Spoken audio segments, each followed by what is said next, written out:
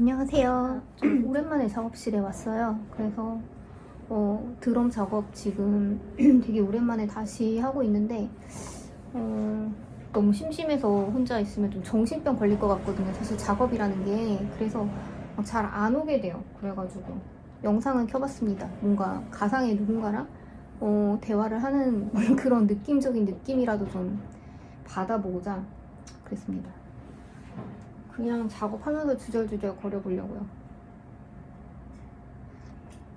이 텀블러는 정말 저의 소울메이트인 친구가 있는데, 그 친구가 저희 집에 올 때 고맙게도 스타벅스에서 여러 가지 티를 사줬어요. 근데 제가 티를 잘 안 먹는데 거기 교환권이 들어있더라고요.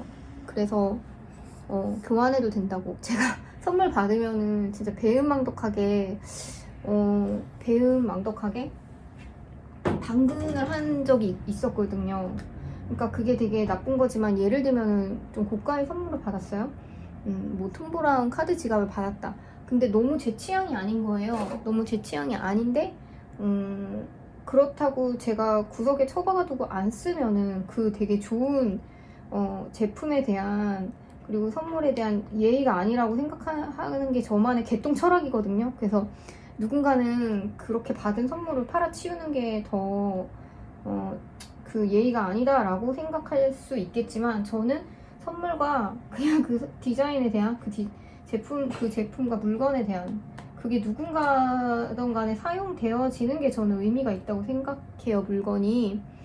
그래서 저는 친구한테는 욕을 엄청 먹었음에도 불구하고 팔기도 합니다.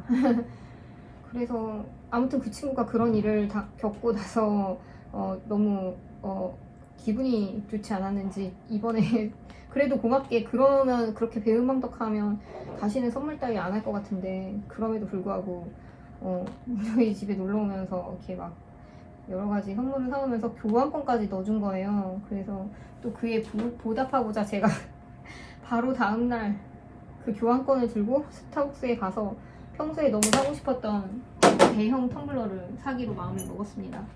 그래서 두 군데를 돌아다녀서, 이게 모비딕 때 나온 건데, 모비딕 컬렉션으로 나온 건데, 사실 제가 진짜 갖고 싶었던 거는 노란색 펭귄이 그려진 아이였어요. 근데 그것도 다 품절이고, 사실 인터넷으로 살 수 있으면 살 수도 있는데, 사실 노란색이라는 게 좀 너무 유니크해서 질리지 않을까 싶었거든요. 근데 이거는 화이트 제품에 좀 귀여운 그림들도 있으면서 약간 모던하기도 하면서 여기 read라고 써있어요. read, sit, read, joy라는 문구가, 저도 좀 책을 좋아하는 사람으로서 마음에 들어서 이걸 샀습니다. 선주야, 고마워. 내가 잘 바꿨어. 너 이거 쓸 때마다 네 생각할게. 최고. 넌 나의 베스트 프렌드야. 정말 저의 진짜 소울메이트예요. 그 친구는 저를 어떻게 생각할지 몰라도 저는 그 선주라는 친구를 정말 영혼의 단짝이라고 생각합니다. 아무튼 지금 이제 페인팅을 마치고, 되게 여러 레이어로 가벼워 보이지만 색상은 라이트하지만 두께감을 많이 올렸거든요, 나름대로. 그래서 이제 페인팅은 다 마쳤고, 이제 카퍼 작업하면 됩니다. 구리선 무한 반복의 바느질을 시작하게 됐어요. 그래서 약간 정신적 노동이 되게 심할 것 같아요. 제가 정말 저희 이거 그릴 때 진짜 바보같이 그 평일인데 이제 그림을 좀 그려보고 싶어가지고 딸을 데리고 왔어요, 작업실에. 근데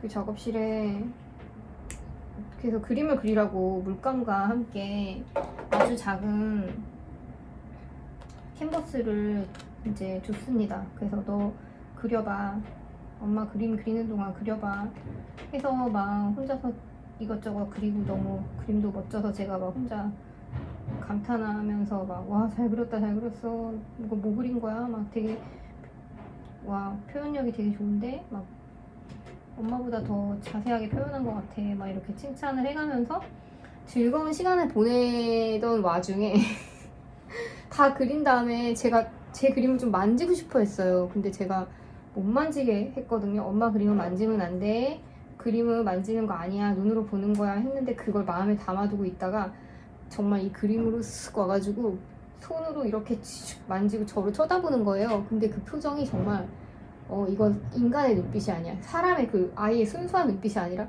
이건 정말 사탄의 인형 아시나요? 사탄의 인형에서 나오는 그런 눈빛으로 정말 손가락에 묻어있던 물감을 여기 묻혔어요. 심지어 이 부분은 저는 화이트로 제 그림 그림을 보신 분은 아시겠지만 일부 공백이 있거든요. 그래서 이렇게 칠한 부분이 아닌 부분은 이렇게 캔버스에 젯소면이 드러나 있는 게 저의 컨셉인데 여기다가 물감을 묻혀버린 거예요. 그래서 제가 정말 극대노해가지고 사실 극대노도 참을 수는 있었지만 뭔가 보여주고 싶었어요. 정말 보여주고 싶어서 이건 정말 나쁜 행동이고 너가 이런 행동을 한 건 정말 최악이야 라는 걸 좀 몸소 보여주고 싶어서 제가 이 그림을 던졌어요. 그리다 말고 이 그림을 냅다 집어 던져버렸거든요.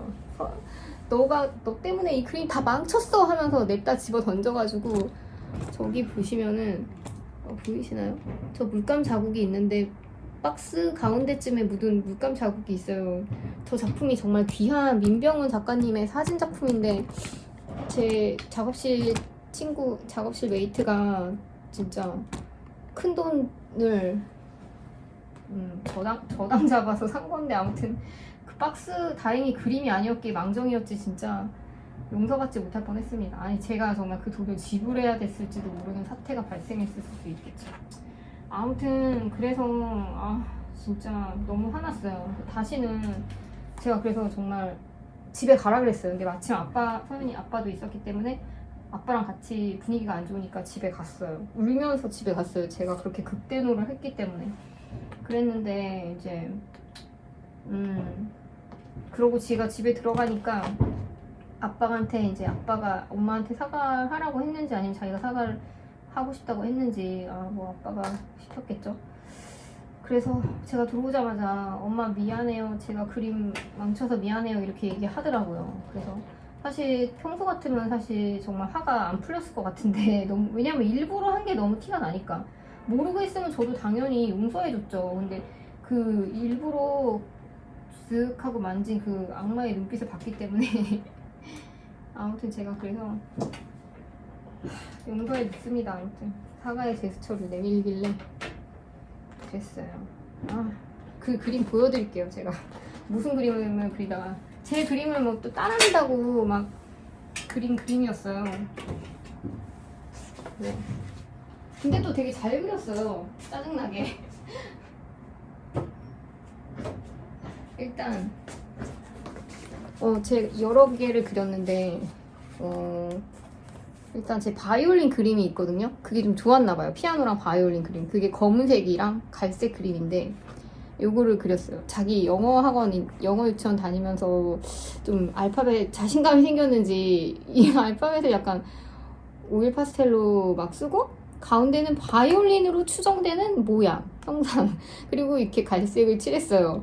뭔지 모르겠지만 나름대로 어떤 소리가 나는 걸 표현한 것 같은데 약간 장 미셸 바스키아 그림 같은 낙서 같기도 하고 좀 마음에 드네요. 예, 이거 그리다가 손에 묻은 거 이렇게 저한테 테러를 했죠. 이 색깔 아니구나.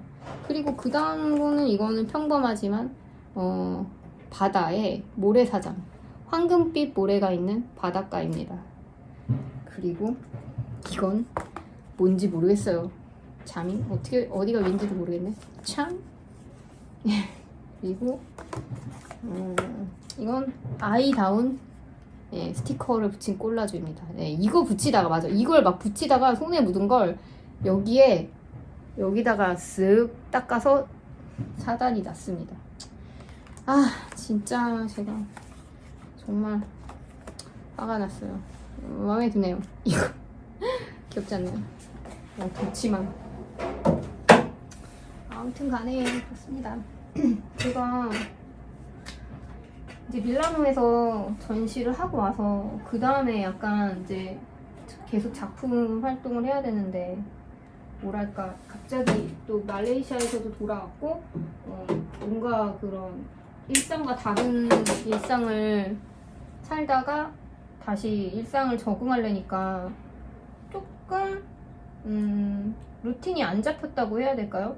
가기 전에는 이제 제 작업실 메이트 정윤이와 함께 화요일 목요일마다 작업실에 오는 루틴을 가지고 있었는데 아무튼 최근 들어서는 좀 휴직을 해야 되는 관계로 또 잠시 회사에 나가기도 했고 그러면서 약간 좀 루틴이 깨졌어요. 그러니까 작업실을 올 여유가 안 생기고, 여유가 생겨도 뭐 운동을 간다든지, 그동안 운동 너무 안 해가지고 다시 막 살이 찌고 그래가지고 아무튼 아직 루틴을 좀 잡아가는 단계입니다. 그래도 웬만하면 일주일에 2번은 작업실에 와야지 하면서 좀 고민하고 있는데, 그리고 또 최근에 제가 고민하고 있는 게 노화예요, 노화.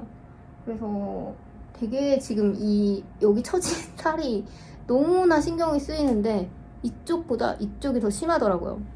그래서 제가 성형외과 상담도 여러 번 가봤어요. 여러 번 가봤는데 좀 뭐라 해야 되지? 처음에는 처음 상담 받은 데서 획기적이다 하면서 덜컥 시술을 받으려고 했어요. 그래서 막 계약금을 걸고 나왔는데, 그 다음에 저를 시술해 주시겠다고 하는 의사의 프로필을 조금 한번 찾아봤더니 좀 경력이 그렇게 많지가 않으신 분인 거예요. 전 그런 걸 좀 잘 안 보는 편이었는데, 전문의 취득 연도가 뭐 얼마 안 된 것 같았어요. 그래가지고 그냥 너무 경험이 없는 분 아닌가 싶어가지고 이제 의료진을 보기 시작했어요. 그러고 이제 또 다른 병원을 찾아갔는데, 그 병원에서는 의료진이 나쁘진 않았지만 아무튼 좀 대표 원장이 더 전문인 것 같았어요, 리프팅에. 그래서 한번 대표 원장님한테 상담을 받아보고 싶다 라고 해서 대표 원장님을 만났는데, 대표 원장님은 정말 풀거상을 추천하시는 거예요. 저는 가벼운 미니 리프팅 요즘에 많이 하길래 그걸 좀 해볼까 했는데, 그래서 풀거상은 너무 겁이 나잖아요. 제가 막 50대 60대도 아닌데. 그래서 풀은 좀 자국도 많이 날 것 같고 막 겁이 난다 그랬는데, 무엇보다 중요한 건 가격이었어요. 가격이 좀 너무 비쌌어요. 그래서 제가 생각한 그런 예산하고는 좀 천지 차이고, 그래서 좀 더 고민을 해보겠다 하고 나갔는데, 그러고서 또 다른 병원을 하나 더 또 추천받아서 가봤죠. 그랬더니 그 병원은 좀 믿음이 갔어요. 믿음이 갔지만 너무 그런 경험이 많으셔서 그런지 원장님은 그냥 좀 상담이 성의가 좀 별로 없었어요. 그냥 당연히 하면 괜찮아지지 라고 했고, 하지만 제가 신뢰를 가졌던 이유는 다른 데서는 그렇게 리프팅을 하면 막 5년 간다 10년 간다 그렇게 얘기를 했어요. 그런데 그분은 가장 적게 유지기간을 가장 적게 현실적으로 말씀해 주셨어요. 그래서 그렇게 미니 리프팅을 하면 2년 정도 그 효과가 지속되고, 거의 풀 거상을 하면 5년 지속된다라고 말씀을 해주셨어요. 바느질 좀. 그래서 오히려 더 좀 신뢰가 가더라고요. 좀 그냥 수술을 시키려고 거짓말하는 분은 아니구나라는 그런 좀 생각을 해가지고 만약 하게 되면 이분한테 그래도 받아야지, 뭐 그게 미니 리프팅이든 뭐든 간에 그랬는데, 이제 제 친구가 정말 강력하게 추천하는 병원과 의사 선생님이 계셨어요. 거기는 그냥 그분만 대표 원장님만 수술을 하시는 그런 병원 같은데, 거기에 정말 상담을 받아보라고. 그래서 제가 이제 뭔가 내가 방향성을 좀 잡은 것 같고, 제가 상담 실장님 앞에서 쫄지 않고 뭔가 좀 내고도 할 수 있는 그런 자신감이 생겼어요. 나도 좀 병원 보는 눈이 생겼다, 약간 이런 자신감을 갖고 마지막으로 여길 가보면 내가 답을 내릴 수 있을 것 같아. 나에게 뭐가 필요한지 난 알 것 같아 라는 생각으로 이제 그 마지막으로 그 병원 갔습니다. 제가 진짜 무엇보다 느낀 건 그러니까 병원이야말로, 그게 어느 병원인지는 꼭 성형외과여서 그런 건지 뭔지 모르겠지만, 연고대와도 정말 서울대 차이는 정말 어마어마하다라는 생각이 들었어요. 당연히 다들 공부 잘하시고 대단하신 분들인데, 그냥 차이가 1위와 2위의 차이도 너무 큰 거죠. 뭐가 크냐면 비용이 정말 차이가 크고, 실력이야 다들 그런 경험에서 비롯되는 거니까 다들 잘 하시겠지만 아무튼 그렇더라고요. 근데 그분은 서울대 출신이신데, 출신이 서울대여서라기보다는 본인이 그냥 그런 리프팅에 대해서 굉장히 연구를 많이 하시고 그 원리와 해부학적인 걸 굉장히 많이 고민을 하신 거예요. 그래서 정말 그냥 단지 끌어당기는 것만이 답이 아니라 어떻게 어디를 어떻게 해야 이런 구조적인 근본적인 문제를 해결할 수 있는지, 처짐에 대한 그런 걸 굉장히 연구를 많이 하신 분이더라고요. 그리고 왜 사람들이 연예인 사진을 들고 오는가, 연예인 얼굴이 어떤 일반인과 무슨 차이가 있는가에 대한 고민도 많이 하시고, 그거에 대한 안목이 있는 분이신 거죠. 그냥 단순히 뭐 눈, 코, 입이 예뻐서가 탱탱해서가 아니라 구조적으로 어디가 올라오고 어디가 내려가고 어디가 앞으로 나오고 어디가 들어갔기 때문에 이게 일반인의 얼굴과 다른 정말 그 매력도가 확 올라가는 얼굴이다라는 것에 대한 자신감이 있으셨어요. 그 원칙에 대해서. 그래서 막 굉장히 설득을 당하고 정말. 하지만 그 수술은, 그래서 제가 단순히 저의 고민인 저는 이 신부를 좀 없애고 싶다라는 아주 단순하지만 뭐 근본적인 그거뿐이었는데 정말 어마어마한 수술을 권하시는 거예요. 정말 상상할 수 없는. 그래서 가격도 정말 어마어마한 가격이 돼버렸죠. 제가 그동안 4번의 상담을 받았는데 처음이 가장 저렴했어요. 막 한 5, 60만원, 6, 70만원대였나? 처음 상담 받은 곳. 근데 점점 그게 막 배에 배가 되면서 막 제곱이 돼. 그래서 마지막으로 상담 받고는 제가 갈 길을 잃은 거예요. 나 그냥 도대체 내 얼굴에 이 문제를 해결하기 위해서 내가 그렇게까지 해야 되나? 되게 우울하다. 이건 아니야. 이건 그냥 이건 답이 아니야 라는 결론을 도달했다기보다는 그냥 방향을 잃었죠, 제가. 그래서 마음을 약간 포기한 상태, 지금은. 그래갖고 그냥 내가 얼굴로 지금 먹고 사는 사람도 아닌데 내가 얼굴에 그렇게 지금 돈을 쓰면서 모험을 할 필요가 있나? 좀 그런 상태예요. 제가 친구들한테 그런 상담 스토리를 들려주니까 그냥 제 가장 친한 친구는 단 한마디로 결론을 내려줬습니다. 돈이 없어서 그러네 라고. 너는 아마 그 어마어마한 그 곳에서 받는 수술이 만약에 네가 생각했던 가격이었다면 너는 아마 받았을 거야 라고 얘기를 해주더라고요. 그래서 생각해보니까 그런가? 그럴 수도 있겠다. 너무나 확신하셨기 때문에. 하지만 전 방향성을 잃었다는 거. 작업이나 열심히 하자. 그런 상태죠. 지금 누굴 탓해요? 제 얼굴인데, 그죠? 누가 이렇게 만든 것도 아니고. 세월이 흘러서 좀 짧은데? 세월이 저를 이렇게 만들었습니다. 선크림을 좀 제가 얼굴이 좀 하얀 편이고 잡티가 막 이런 기미 같은 건 있는데 뭐라 그래야 되지? 우둘투둘한 편은 아니에요. 그러다 보니, 그리고 뭔가 트러블이 별로, 여드름 같은 그런 트러블은 별로 없는 편이어가지고 좀 제가 좀 소홀했죠, 피부 관리에. 그래가지고 너무 선크림 잘 안 바르고 햇빛에 엄청 태우고 막 젊은 패기에 바닷가 가면 그냥 뭐 오일 바르고, 얼굴에는 또 오일도 안 바르고 그냥 뭐 모자도 안 쓰고, 또 모자가 안 어울려요, 제 두상이. 그러니까 뭐 더 멋있어야지 쓰지. 그리고 우산, 양산 다 싫어하거든요, 저는. 그냥 뭐 걸치는 건 다 싫어, 그냥. 그래서 비가 와도 막 비를 맞는, 어쩔 땐 그냥 비를 맞아요, 웬만하지 않으면.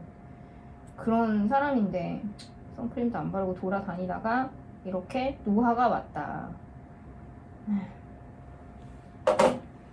아무튼 이게 별거 아니지만 한 번 처진 살은 다시 올리기가 쉽지 않아요. 그 마지막에 상담받은 내용의 원리를 말씀드리면 그거 좀 재밌어요. 여기 잘 보이네? 머리카락 있으니까. 지금 여기가 꺼지고 여기가 나왔잖아요. 처졌잖아요. 그분은 이걸 1층이고 여기 2층이라고 말씀하시더라고요. 그래서 이 2층에 있어야 될 살이 1층으로 내려왔다. 그런데 이걸 1층에서 아무리 끌어올리려고 해봐야 안 된다. 그래서 이 1층에 있는 이 살을 2층으로 가져가서 고정을 시켜야 된다라는, 아예 이걸 여기에 놔야 된다, 약간 이런 식의 원리였어요. 그런데 저는 물론 이게 그분이 보기엔 너무 흉할 수 있지만 진짜 고민은 이거거든요. 그래서 이걸 해결하려면 더 놀라운 결론이에요. 이걸 해결하려면 턱이 나와줘야 된다는 거예요. 그래서 네? 전 지금 턱이 좀 나온 것 같은데 무슨 원리지? 라고 했는데 어떤 저의 얼굴과 아주 유사한 사람의 수술 전후 사진을 보여주셨는데 턱 교정을 하고 나니까 오히려 얘는 들어가고 얘가 나오면서 입체적인 얼굴이 되고 뭐 하여튼간에 그런 놀라운 원리였어요. 근데 사람들은 이렇게 돼 있으면 내 턱이 나왔구나 생각하고 이걸 집어넣으려고 한다는 거예요. 근데 턱을 집어넣는다는 건 정말 잘못된 판단이다. 그렇게 절대 안 된다고 하더라고요. 그래서 그건 동의. 하지만 내가 이 신부부를 없애기 위해 턱을 밖으로 뺀다? 아무튼 상당히 놀라운 접근 방법이었지만 듣고 있으면 굉장히 설득이 당해요. 그래서 제가 막 한 정말 5, 60대가 돼서 뭔가 여러 가지로 총체적으로 난국이다 라고 하면 진짜 그 의사 선생님을 다시 찾아가 볼 의향이 있을 정도로 좀 신빙성이 가는 내용들이었습니다.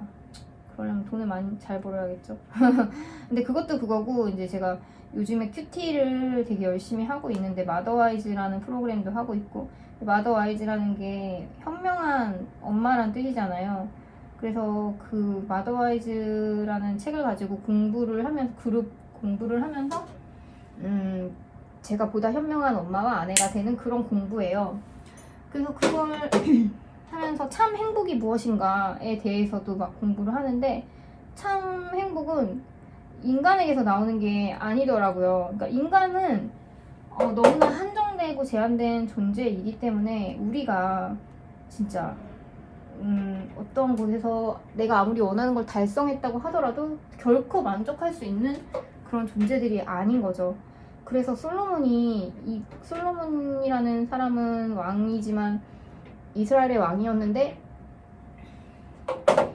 뭐 기독교인이 아니더라도 너무 유명한 사람이잖아요. 역사적으로 정말 지혜의 정말 가장 큰 지혜로운 자의 대명사 같은 그런 사람인데, 그런 솔로몬이 그렇게 지혜를 얻고 부와 명예와 모든 것들을 얻게 된 이유가 하나님이 택한 것도 있지만 하나님이 택하시면서 솔로몬에게 너에게 모든 걸 주겠다, 넌 무엇을 원하냐라고 물어봤대요. 성경에 나온 이야기예요. 근데 솔로몬이 저는 제가 왕이 되면은 많은 사람들의 그런 공의를 위해서 판결을 내리고 의사결정을 해야 되잖아요. 정말 수많은 의사결정을 내려야 되는데 나에게 지혜를 주세요. 그 누구보다 더 최고의 지혜를 달라고 한 거예요.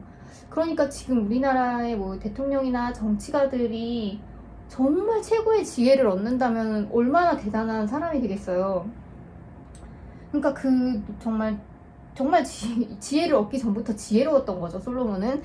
그래서 하나님이 보시기에 너무나 기특하고 타인을, 자기의 백성들을 위해서 그렇게 지혜를 구했다는 게 자기 자신을 위한 게 아니라, 눈물이 나려고 그러지? 그래서 너무 기특하게 생각해서 내가 너에게 최고의 지혜를, 그 누구보다 너 이후에도 이전에도 없던 지혜를 주겠다. 하지만 그와 더불어 모든 부와 명예와 권세를 너에게 주겠다고 하신 거예요.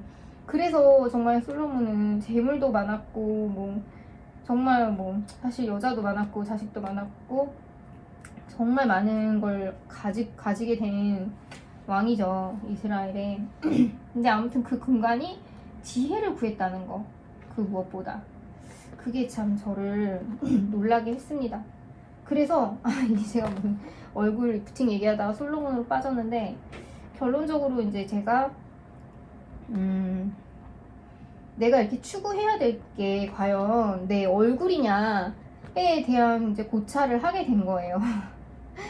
이렇게 한 나라의 왕, 모든 걸 가질 수 있는 왕조차 하나님께 지혜를 달라고 구했는데, 내가 내 이 천신 불사를 없애기 위해 이렇게 결론적으로 그래서 솔로몬이 그렇게 모든 거를 얻었고 누렸지만 인생의 종북에 가서는 전도서에 보면 헛되고 헛되니 모든 것이 헛되도다 라고 얘기를 해요. 그래서 그만큼 진짜 인생이라는 게 그렇게 헛되다는 거죠. 네, 그걸 모든 걸 가져보고 누려본 사람이 내린 결론이 바로 해 아래 모든 것은 헛되다. 해 아래가 뭐냐면 이생이에요. 하늘 아래. 우리 인간의 삶. 이 인간의 삶에서는 아무런 수고와 모든 재물과 모든 노력이 다 헛되다라는 결론을 모든 것을 가져보고 경험해본, 누려본 솔로몬 왕이 내린 깨달음이라는 거죠. 그래서 그렇게 헛된데 내가 그 헛된 것에 마음을 빼앗겨서 이리저리 상담을 다니고 하는 것이 과연 지금 나에게 필요한 것인가 라는 결론을 얻어서 갈 길을 잃은 참에 그냥 그런 깨달음을 주셔서, 물론 그렇다고 해서 제가 뭐 이걸 그냥 놔둘지는 몰라요. 또 다시 병원을 찾아갈 수도 있겠지만 아무튼 지금 당장은 약간 마음속에서 이걸 잊게 됐다라는 그런 이야기를 주저거려 봤습니다. 이제 하원 시간이 됐나? 잠깐. 하원하러 가야 될 것 같아요. 오늘은 이만. 안녕.